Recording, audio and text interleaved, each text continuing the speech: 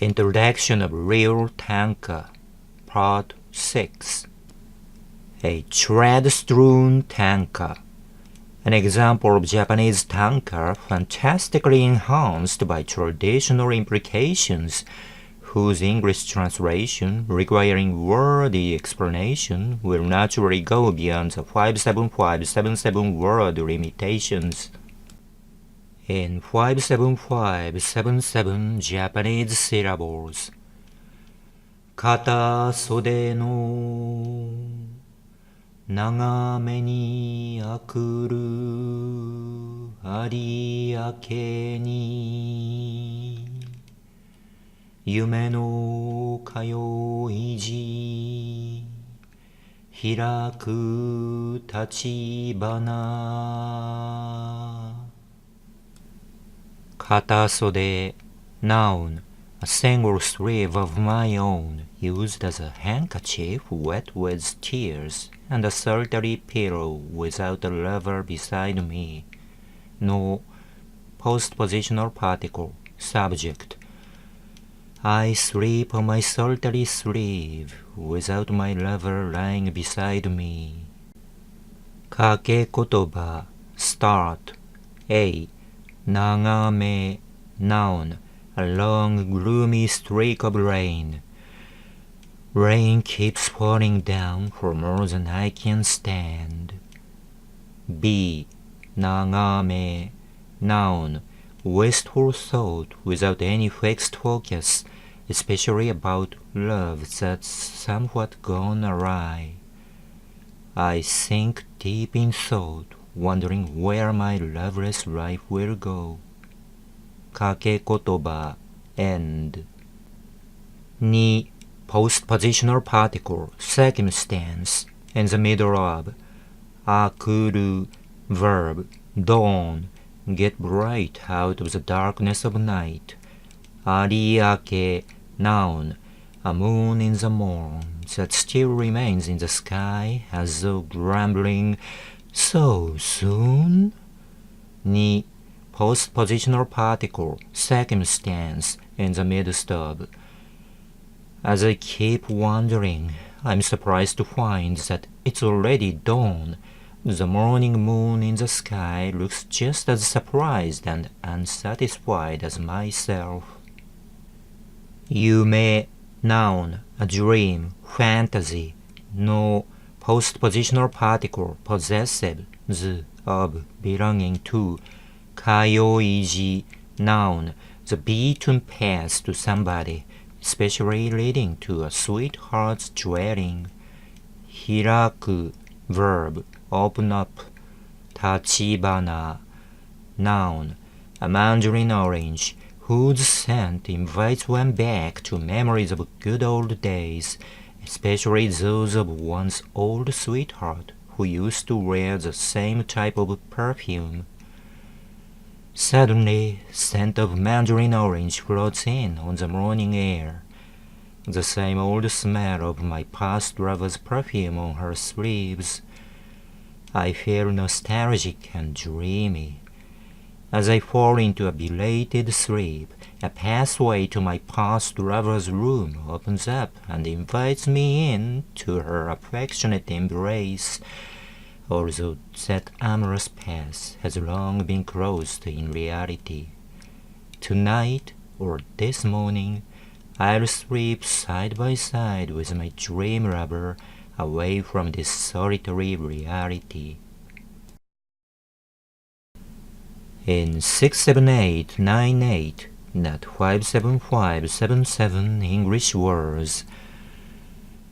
Mateless night on a solitary bed, pensively passed with unsatisfied mooning companion. There floats in fragrance of a mandarin orange I used to smell on my past lover's sleeves, opening up a gate into old days' dreams. A 31-word dwarf on the shoulders of 300-year tradition, soaring as a fanciful giant. A poetic dream or a pedantic nightmare. This example poem of mine is the worst possible imagery of a tradition-dependent imitation without any creative contribution of its own. A shamefully shallow sham whose shitty profusion in the later years of Heianese Japan heralded in the practical extinction of the once glorious tanka poetry in this country. This type of poetry, or rather a shamelessly blatant imitative pedantry, was the main target of the no-quarter criticism from that realism evangelist poet Masaoka Shiki in the Meiji era. And he was quite right in attacking such shitty borrowers from great ancestors' tradition. Tsurayuki teika no souko o shaburu. Those who keep sucking the sledge left by Kino Tsurayuki or Fujiwara no Teika, as he says. Although he simply went too far in his overall denial of fictionally dramatic poems and totally biased acclaim to straightforward tanka in the Nara era, in preference to nobly sophisticated Heianese poems. Well, let's forget about Masaoka Shiki and let us turn back the clock of literary chronograph back to the end of the Heian era Japan circa 1200, 3 centuries after the literary Big Bang ignited by the first imperial all-Japanese poetic anthology Kokin Wakashu. For Japanese tanka, 300 years of accumulated works was a treasury of traditional implications on one hand, and sludge and grudge on the other. How rich is a traditionally implied imagination, you may see from the explanations I offered for the poem above. Shall we re-examine? Trad image 1. Katasode implies a sad and lonely night spent without a sweetheart. Trad image 2. Nagame implies a long, aimless thought about uncertain future of oneself, especially in the middle of a love going wrong. Trad image 3, Ariake, implies 2 kinds of dawn. A. After a night of making love with a sweetheart that ended all too abruptly before getting 100% satisfaction. B. After staying awake all night, all alone, waiting for someone to come, or wondering where I or we should go.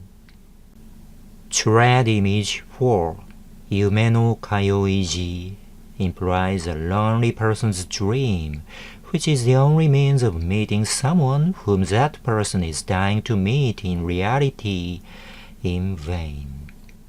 Trad image 5, Tachibana, implies the scent of an old sweetheart's perfume.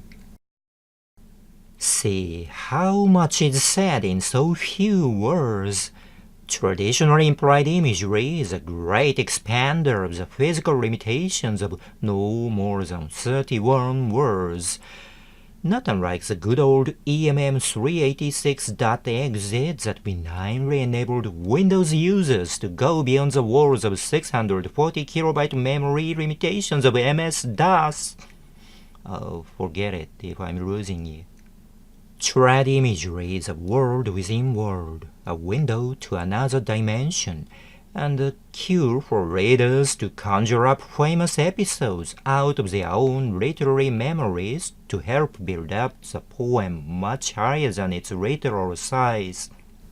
By resorting to these traditionally fostered associations, Japanese tanka can dream a multi-layered dream, and the 31-word dwarf can grow out of its physical limitation by the reader's imagination into something much more fascinatingly substantial. Substantial because tradition said so much. Fascinating because your own imaginative association said so. But Traditional imagery is a double-edged sword. It cuts out the limitations of a 31-word boundary of tanka into another dimension. But it also cuts down and hurts the pride of those who can't make heads or tails out of it. Those who couldn't would hold a grudge against it and would dismiss such traditional imagery as a 300-year sludge, just like Masaoka Shiki did. Thus has been dismissed the age-old tradition of Japanese tanka's magically evoked imagination up until today. Western civilization has no kick against traditionally fostered side stories. This type of traditional association can be more abundantly found in the world of English than in Japanese. Let's see if you can see what I'm saying in the following example. A counterpart example of English tanka 57577 words requiring lots of cultural background knowledge that can only be translated into Japanese tanka in its simplest essence without regard to respective implications of the original verse. In 57577 English words, what a brave new world. Compare 1. Brave New World by Aldous Huxley, 1932. 2. Tempest, Act 5, Scene 1. Oh, wonder, how many goodly creatures are there here? How beauteous mankind is! Oh, brave new world that has such people in it. By William Shakespeare, circa 1612. With some big brother always watching you. Compare 1984 by George Orwell, 1948. Who could be a Superman? Compare Superman by Jerry Siegel, Joe Shuster in DC Comics, first in Action Comics since June 1938. With so little privacy in public telephone booths, compare Clark Kent usually transforms himself into Superman behind something to hide in, traditionally public telephone booths. Wayne will remain Bruce and play no Batman. Compare Batman by Bob Kane, Bill Finger in DC Comics since May 1939. Batman's true identity is a playboy billionaire Bruce Wayne. Did you see all the message? An average American wouldn't have missed Superman and Batman-related imagery. Big Brother is watching you is also likely to have rang a bell, for it's actually on the way to becoming a dire reality in today's world, where street surveillance cameras and cell phone cameras of practically every citizen are always watching you. But what about a brave new world? A world infested with test-tube-born citizens is far enough from today's reality, and as far from ordinary people's literary repertoire, I'd guess. Anyway, such association-rich sentences, whether in verse or prose, are nothing extraordinary in the Western civilization, where the traditional imagery fostered around Greek mythology, the Bible, literary works, pop song lyrics, catchy lines from films or TVs are at once colorful accessories to add to prosaic contents, and also cultural litmus paper to prove that the reader, hearer, had something culturally in common with the author. Cultural identity is something to be thus tested and cultivated in the Western civilization, which is essentially heterogeneous. The uniquely homogeneous people of Japan, on the other hand, traditionally hated, yes, I say hated, this type of cultural identity test, for it seems to be asserting yourself something different from the rest, when they take it as a self-evident fact that all Japanese are equal and no different from each other. The rich poetic association fostered in the circle of Japanese tanka over 3 centuries of literary accumulation was a rare exception to this rule. But the Japanese hate exceptions. The fact that Japanese tanka was the exclusive product of the noble men and women in and around the Japanese imperial court added to the hatred of such traditionally accumulated imagery among ordinary Japanese. And it must also be pointed out that the court ladies and gentlemen in the later years of the Heian era resorted too heavily to such traditional imagery just to show off how elegantly literate and nobly distinguished they were. In consequence, even today, the Japanese positively hate cultural sophistication as individual accomplishment, even though they aggressively seek to make themselves look sophisticated by dressing themselves up with fashionable clothes or up-to-date gadgets. And so it is that the association-rich English poem above would be impossible to translate into Japanese in its cultural entirety, only to end up in a matter-of-fact explanation devoid of any reference to Bruce Wayne, Batman, Superman, or Big Brother. See what a brief new world of 31-word Japanese interpretation it will dwindle into. In 57577 Japanese syllables, Nan taru yo, shujin kanshi, hiro mo, henshin dekiru monokage mo nashi. In 357 Magnum, 357 Minimum English. What a world! There's people watching here everywhere. There's no hiding for superheroes to transform.